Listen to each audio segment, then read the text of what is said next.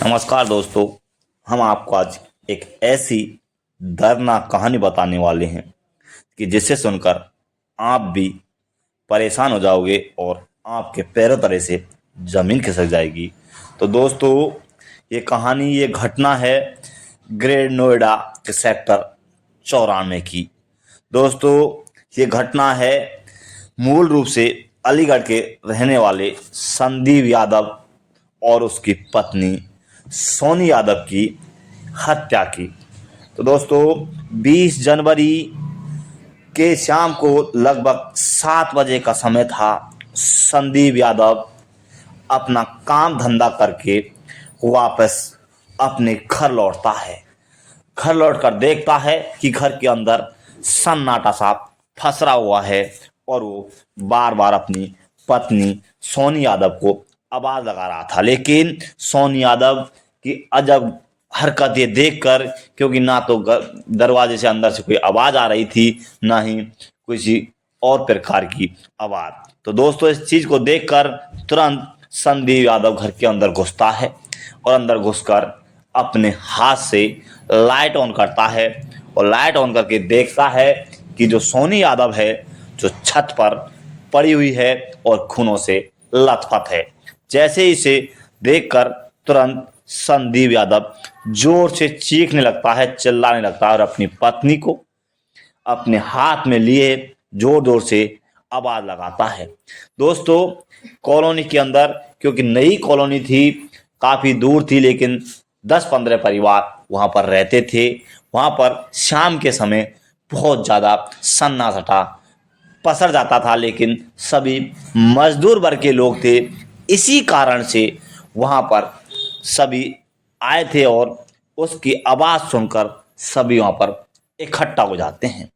देखते हैं कि जो संदीप यादव है, जो अपनी पत्नी को गोद में लिए जोर जोर से चीख रहा, चिल्लाने होता है। दोस्तों, इसके बाद सभी नजदीकी पुलिस स्टेशन सूचना करते हैं। सूचने के आधार पर पुलिस मौजूदा लोकेशन पर पहुंचती है। वहां देखती है कि जो सोनी यादव है, उसकी हत्या की गई है। हत्या इतनी बेरहमी से की गई है कि उसकी नाक पर जो निशान थे, उससे खून काले पड़ चुके थे और उसके सिर से काफ़ी ज़्यादा खून बह चुके थे, जिस खूनों से ऐसा लग रहा था कि उसके सिर को जमीन पर जोर जोर से पीटा गया है।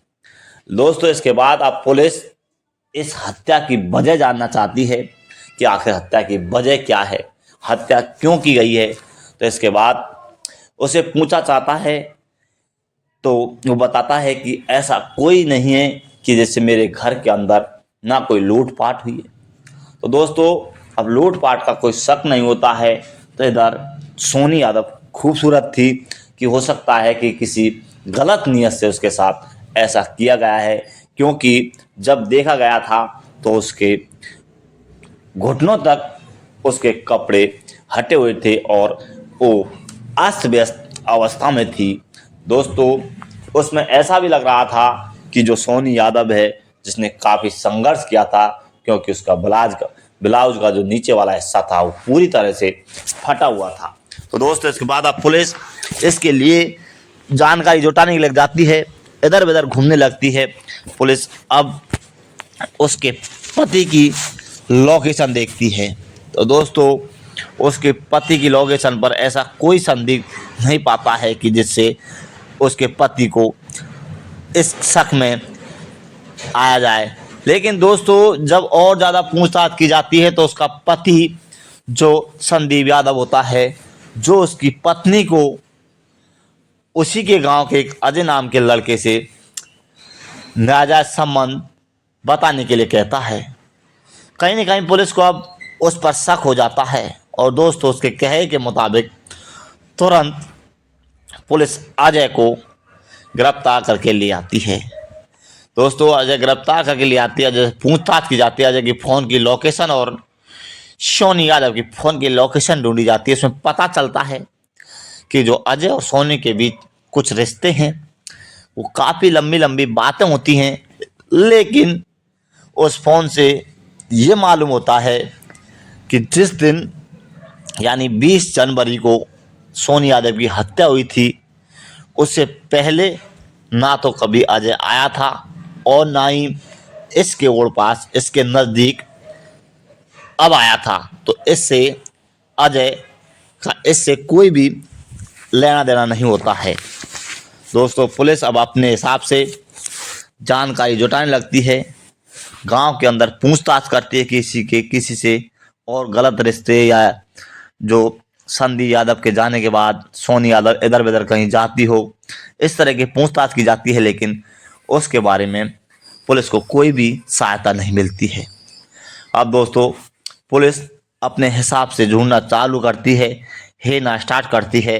तो दोस्तों, पुलिस अब घर घर जाकर पूछती है, लेकिन अब देखती है कि उस गांव के अंदर, क्योंकि उसके अंदर 10-15 परिवार रहते थे, तो उसमें देखा जाता है कि एक जो घर होता है जिसका रामवीर साहू का, वो घर बंद दिखाई देता है।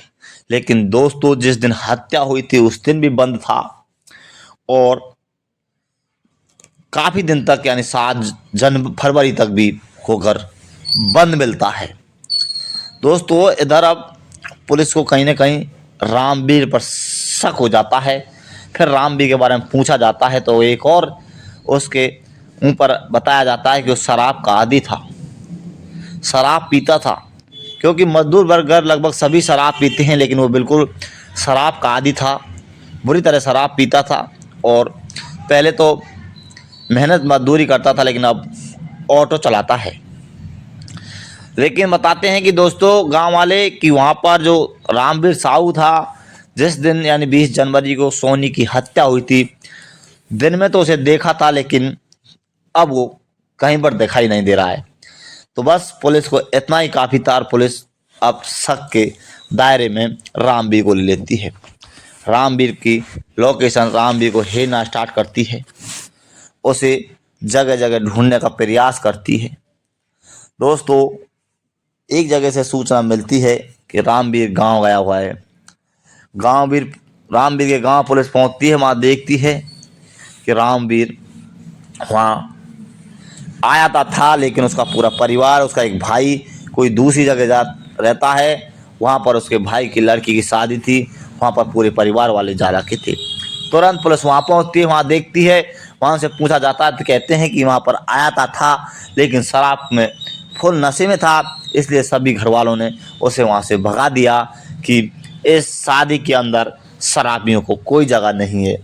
वहाँ से जाने के बाद वहाँ पर बताया जाता है कि रामवीर साहू की, उसकी एक मौसी होती है, उससे कुछ पटती है। दोस्तों, उसके बाद उसके घर जाया जाता है, वहाँ से भी मना कर दिया जाता है कि यहाँ पर आया तो था, लेकिन उन्होंने बताया था कि मुझ पर एक गुनाह हो चुका है, मैंने एक महिला का कत्ल कर दिया है। ऐसे मौसी ने भी मना कर दिया और एक अन्य जगह जाकर रहता है। लेकिन दोस्तों, अब धीरे धीरे पुलिस इसमें फंसती चली जाती है, लेकिन पुलिस को कोई सुराग नहीं लगता है। अब दोस्तों, इधर फिर से दोबारा से पुलिस अब संदीप से पूछताछ करती है, तो संदीप रामवीर के बारे में बिल्कुल मना कर देता है। दोस्तों, इसके बाद रामवीर और संदीप का फ़ोन लोकेशन निकाला जाता है, फ़ोन टेक्स्ट पर डाला जाता है। तो कहीं ना कहीं दोनों के फ़ोन के बीच में बातचीत होती रहती थी, लेकिन इस बात से संदीप अनजान रहता है, बिल्कुल मना कर देता है कि किसी भी प्रकार की कोई भी बात नहीं हुई है। दोस्तों, अब पुलिस को इन पर शक हो जाता है और रामवीर और संदीप पे निगरानी रखते हैं। दोस्तों, एक दिन रामवीर संदीप से मिलने के लिए आता है। फ़ोन ट्रेस पे होने से पुलिस को पूरी सूचना लगती है और अपना भेष बदलकर सर पर पगड़ी बांधे हुए रामवीर संदीप से मिलता है। दोस्तों, इधर पुलिस अपनी सिविल ड्रेस में उनकी निगरानी पर रहती है, और जैसे ही रामवीर उससे मुलाकात करता है, दोस्तों जैसे ही मुलाकात होती है, मुलाकात को देखकर तुरंत प्रभाव से पुलिस दोनों को गिरफ्तार कर लेती है। गिरफ्तार करने के बाद दोनों को ले जाया जाता है, उनसे पूछताछ की जाती है। तो जो रामवीर होता है और संदीप होता है, दोनों अपना गुनाह कबूल कर लेते हैं। और जो संदीप बताता है कि मेरी पत्नी को मैंने ही मरवाया है, रामवीर को रिश्वत देकर। मेरी और रामवीर के बीच 1.5 लाख रुपए की डील हुई थी और मैं अपनी पत्नी से परेशान था, क्योंकि मेरी पत्नी का रिश्ता उसी के गांव के अजय नाम के लड़के से थे। उससे लगातार बातचीत करती थी और एक कारण ये था कि मैंने डॉक्टरों से चेक करवाया, काफ़ी दिन हो चुके हैं लेकिन कोई बच्चा नहीं होता है और डॉक्टरों ने इसकी बात के लिए बिल्कुल मना कर दी थी। तीसरी कि वो उसकी एक छोटी बहन है, उससे जो कि बहुत ही खूबसूरत होती है, उससे शादी करना चाहता था। इसलिए 3 कारणों के वजह से मैं इन्हें मरवाना चाहता था। मैं बहुत परेशान था।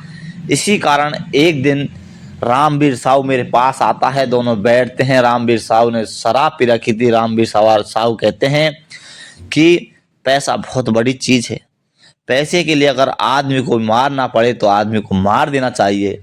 इसी बात को सुनकर संदीप भी इस बात के लिए आगे बात बढ़ाता है, कहता है कि अगर तुम एक मेरा काम कर सकते हो तो मैं तुम्हें पैसे दूंगा, और पूरी सारी बात बताता है कि इस प्रकार तुम्हें अपनी मेरी पत्नी को मारना है। दोस्तों, इस बात कर रामवीर और साहू के बीच जब डील होती है तो रामवीर 70,000 रुपये की कहता है और उसके काफ़ी देर बाद रामवीर साहू इस बात के लिए मना कर देता है और कहता है कि मुझे अगर ये काम करवाना है तो 1.5 लाख रुपये का खर्चा लगेगा। दोस्तों, कुछ देर बाद संदीप भी हाँ कर देता है। रामवीर कहता है पैसे कहाँ से देगा। उन्होंने कहा कि मैं पैसे की व्यवस्था सब कर दूंगा, काम करने के अगले दिन बाद में ये सब दे दूंगा। फिर दोस्तों, इसके बाद रामवीर और संदीप की डील पक्की हो जाती है। रामवीर को संदीप 2,000 रुपये देता है। रामवीर 4 बजे के समय फुल शराब पीता है। शराब पीकर सीधा शाम को 5 बजे संदीप यादव यानी सोनी यादव के पास चला जाता है। वहाँ जाकर काफ़ी सन्नाटा सा पसरा हुआ होता है। जो सोनी यादव है, जैसे ही गेट का दरवाज़ा खटखटाया जाता है, पूछती है कौन हो। तो जो संदीप यादव रामू यादव है, जो कहता है कि मैं रामू भाभी जी। अब ये बात सुनकर, क्योंकि रामू को पहले से जानती थी, कहता है कि भाभी जी, संदीप ने आपके लिए पैसे भेजे हैं। तुरंत ये बात सुनकर सोनी यादव, क्योंकि उसे पहले से जानती थी, अपना दरवाज़ा खोलती है। जैसे ही दरवाज़ा खोला जाता है, रामवीर साहू के द्वारा एक जोरदार तरीके से उसके नाक पर मुक्का दिया जाता है, जिससे वो अचेत हो जाती है। उसकी आंखों के सामने धुंधलापन छा जाता है और छत पर गिर जाती है। दोस्तों, जैसे ही छत पर गिर जाती है, इधर तो अब रामवीर शराब के नशे में था और अब जैसे ही उसके शरीर से कपड़े हटते हैं तो उसकी उत्तेजना बढ़ जाती है। वो सोचता है कि इसे मारना तो है ही है, लेकिन मैं अपनी हवस पूरी कर लूँ, मैं अपनी उत्तेजनाएँ पूरी कर लूँ, क्योंकि वो शादीशुदा भी नहीं था। दोस्तों, जिस तरह वो जैसे ही ये करने का प्रयास करता है, ये करता है, उसके बाद उसकी दोबारा से होश में आती है और वो उससे बचने का प्रयास करती है। लेकिन जो रामवीर साहू है, जो उसके ऊपर लेटा हुआ है, दोस्तों, उसके दोनों तरफ हाथों से उसके सिर को पकड़कर जोर जोर से छत पर देता है, जिससे उसके शरीर से, उसके सिर से बहुत खून बह जाते हैं। और दोस्तों, अब वो बिल्कुल अचेत हो जाती है और उसके साथ ये घिनौना कृत्य, उसके साथ बलात्कार, उसके साथ रेप करता, अपनी हवस पूरी करता है। और करने के बाद रामवीर साहू वहाँ से उसे देखता है, हिलाता है, डुलाता है कि पूरी तरह मर चुकी है, तो वहाँ से फरार हो जाता है। और ऐसे घिनौना कृत्य करने के लिए और अपने जुर्म को छुपाने के लिए वो अपने पैसे भी नहीं मांगता है और वो इधर उधर भटकता रहता है और संदीप यादव से बातचीत भी नहीं करता है। लेकिन दोस्तों, अगर जो रामवीर साहू अपना घर छोड़कर नहीं भागता तो शायद पुलिस इस केस तक ना पहुंच पाती। तो दोस्तों ये थी हमारी आज की कहानी। अगर दोस्तों ये कहानी अच्छी लगी हो तो प्लीज़ हमारे चैनल को शेयर करें, सब्सक्राइब करें, बेल आइकन दबाएं। आप देख रहे हैं हमारा और आपका अपना ऑल इंडिया फैक्ट चैनल। तो दोस्तों इसी तरह की अच्छी वीडियो देखने के लिए बने रहिए हमारे चैनल पर। आगे भी हम आपको इसी तरह की शानदार वीडियो लेकर आते रहेंगे अगर आपका सपोर्ट मिलता रहा। जय हिंद, जय भारत।